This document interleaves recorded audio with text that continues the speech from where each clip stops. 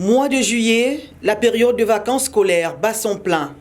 Le moment est propice pour les mouvements de la population, les déplacements pour l'intérieur du pays, les villages et vice-versa. En parcourant les différentes gares routières au niveau du PK8, les transporteurs sont tous au rendez-vous à destination du Grand Nord et du Sud du pays, même si le coût du passage a été revu à la hausse. Nous sommes ensuite rendus au Port-Molle pour nous enquérir de la situation des voyageurs par voie maritime à destination de Port-Gentil.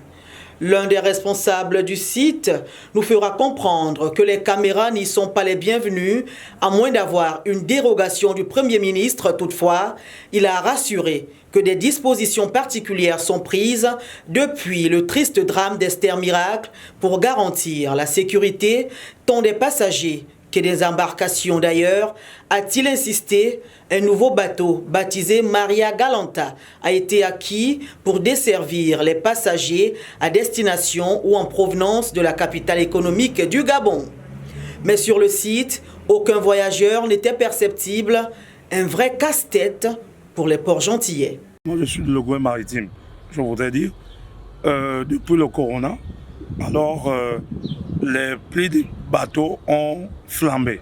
Le moyen le plus facile pour nous quitter de Libreville pour se rendre à Port-Gentil, qui demeurait le bateau. Lorsqu'on paye le bateau rapide, même encore, on pouvait le payer à 19 000. Mais aujourd'hui, pour s'y rendre, il faut 35 000. Arrivé à Ovendo, au siège de la société d'exploitation du Transgabonais Cetrag, c'est le désert total, pas l'ombre d'un passant.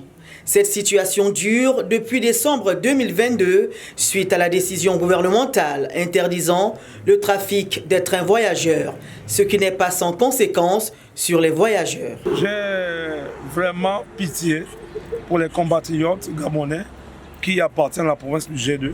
Pour s'y rendre, on est obligé d'emprunter le parcours du combattant, lequel aller au PK8, prendre une voiture. Et quelles sont les routes pour ici rendre? C'est difficile. Comme cet interlocuteur, les cas de déception sont nombreux.